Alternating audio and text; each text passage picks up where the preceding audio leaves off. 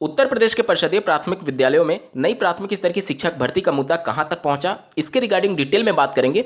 क्योंकि जिस प्रकार से बिहार की शिक्षक भर्ती में अन्य राज्यों को अभ्यर्थियों को मौका दिया गया है, उसके बाद से उत्तर प्रदेश के सभी अभ्यर्थी अब उत्तर प्रदेश के मामले को छोड़ करके बिहार में पूरी तरीके से बिजी हो चुके हैं।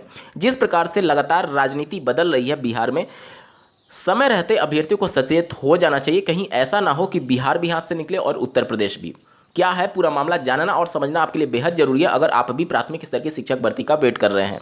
नमस्कार दोस्तों, मेरा नाम है नीरज और आप देख रहे हैं कैरियर बिट यूट्यूब चैनल। अगर आप इस चैनल पर पहली बार विजिट कर रहे हैं तो इसको सब्सक्राइब करते हुए बेल आइकन को प्रेस करना ना भूलें। कल के डेट में 1 जुलाई 2023 को बिहार और उत्तर प्रदेश दोनों जगहों पर बड़े स्तर पर धरना प्रदर्शन का आयोजन अलग अलग राज्यों के अभ्यर्थियों के द्वारा किया गया है। उत्तर प्रदेश में आप देखेंगे तो धरना इसलिए अभ्यर्थियों के द्वारा रखा गया नई प्राथमिक स्तर की शिक्षक भर्ती के लिए। अभ्यर्थी लखनऊ के इको गार्डन में उपस्थित होने वाले हैं और अपनी विरोध दर्ज कराने वाले हैं ताकि सरकार पर दबाव बने नई प्राथमिक स्तर की शिक्षक भर्ती को लेकर के। जिस प्रकार से उत्तर प्रदेश में माहौल बना था कि 27 जून 2023 को विधान परिषद की विनियमन समीक्षा बैठक होनी थी और उसमें महत्वपूर्ण फैसला लिया जाएगा, लेकिन उसमें कुछ भी जमीनी धरातल पर नहीं देखने को मिला। उसके बाद से ये कयास लगाए जाने लगे कि अगली कैबिनेट मीटिंग में इस पर फैसला लिया जाएगा, लेकिन उसमें इस प्रकार का बेसिक से संबंधित कोई मुद्दा था ही नहीं। तो धीरे धीरे ये अब ठंडे बस्ते में जाने लगा है और अभ्यर्थी उत्तर प्रदेश को भूल करके अब बिहार का रुख अपनाने लगे हैं। लेकिन बिहार में जो डोमिसाइल को खत्म किया गया है और अन्य राज्य के अभ्यर्थियों को मौका दिया गया है, इसका पूरी तरीके से वहाँ के जो शिक्षक संगठन है, जो पहले से नियोजित शिक्षक हैं और जो नए कैंडिडेट हैं, वो पूरी तरीके से इसका विरोध कर रहे हैं। और इसके लिए वो कल दिनांक 1 जुलाई 2023 को बिहार में एक बड़े स्तर पर सरकार पर दबाव बनाने के लिए धरना प्रदर्शन का आयोजन कर रहे हैं। और ये राजनीति का ही पार्ट है, कैसे, ध्यान से समझिएगा। अब बिहार में जो डोमिसाइल वहाँ की महागठबंधन सरकार के द्वारा जो कैंसिल किया गया और जो अन्य राज्य के अभ्यर्थियों को मौका दिया गया है, उसके फैसले का वहां की विपक्षी पार्टी जो कि उत्तर प्रदेश में सत्ता में है, वो पूरी तरीके से विरोध कर रही है कि डोमिसाइल लागू होना चाहिए। वहीं उत्तर प्रदेश की सरकार अगर आप देखेंगे तो जो यहां पर पीईटी का एग्जाम होता है उसमें डोमिसाइल को लागू नहीं करती है।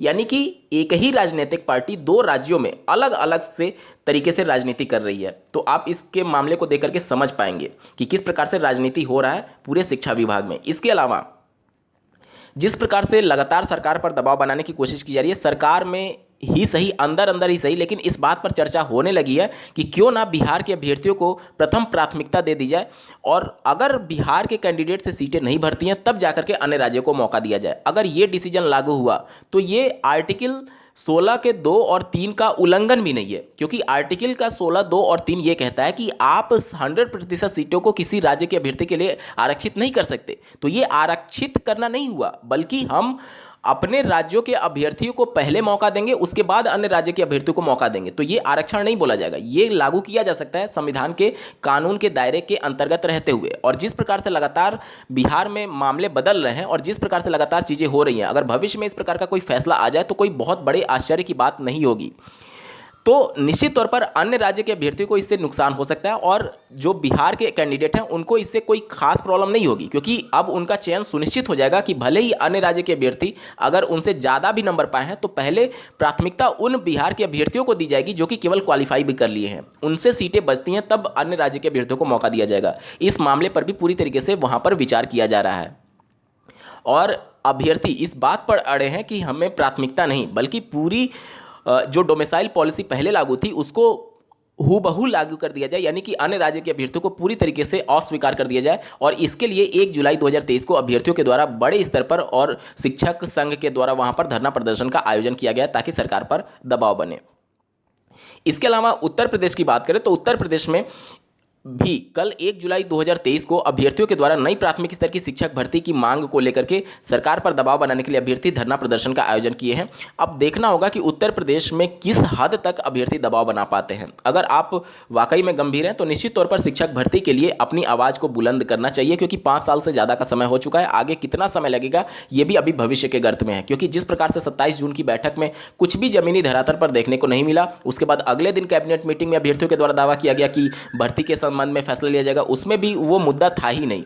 तो इन सबको देखते हुए अब आप सोच सकते हैं कि कितनी गंभीरता से लिया जा रहा है परिषदीय प्राथमिक विद्यालयों में शिक्षक भर्ती के मुद्दे को। और जहां तक बात है शिक्षा सेवा चयन आयोग के गठन की बात को लेकर के, तो ये मामला पहले ही माननीय कोर्ट में लंबित है, बावजूद इसके इतनी शिथिलता बरती जा रही है और अभी तक जमीनी धरातल पर आयोग नहीं देखने को मिल रहा है। तो इन सबको देखते हुए आप खुद तय कर सकते हैं कि कितनी गंभीरता है उत्तर प्रदेश में परिषदीय प्राथमिक विद्यालयों में शिक्षक भर्ती मामले को लेकर के। और जिस हिसाब से जिस स्पीड से काम हो रहा है, अगर इसी स्पीड से काम होता रहे तो उत्तर प्रदेश में यूपी टेट 2023 की परीक्षा अगर इस साल हो जाए तो भी बहुत बड़ी बात मानी जाएगी।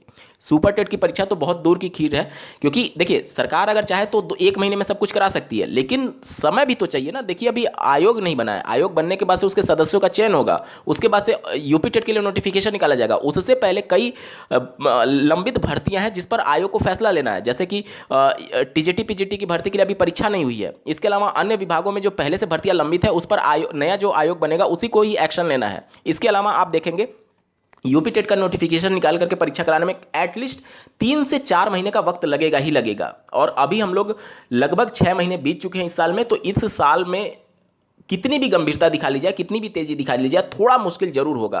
तो ये सब पॉसिबल तभी हो पाएगा जब आप लोग का दबाव रहेगा, और निश्चित तौर पर ये मुद्दे अगर उठेंगे तभी ये सभी चीजें पॉसिबल हो पाएगा, क्योंकि अगले साल लोकसभा का चुनाव है। उत्तर प्रदेश में लोकसभा की सबसे ज्यादा सीटें हैं।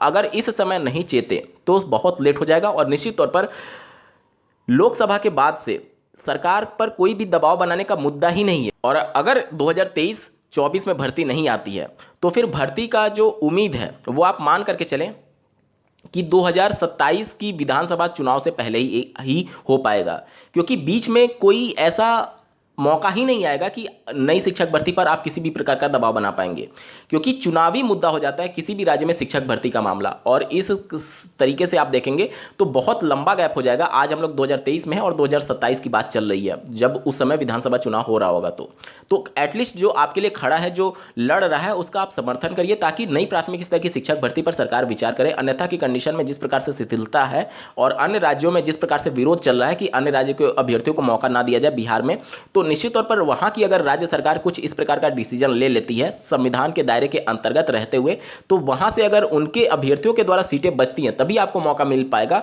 चाहे आप उनसे ज्यादा नंबर क्यों ना लाए हो। तो ये सभी चीजें हैं, वर्तमान स्थिति है दोनों राज्यों में शिक्षक भर्ती मामले को लेकर के। अब तय आपको करना है कि करना क्या होगा। इस वीडियो को देखने के लिए आपका बहुत बहुत धन्यवाद। भगवान करे आपका दिन शुभ हो।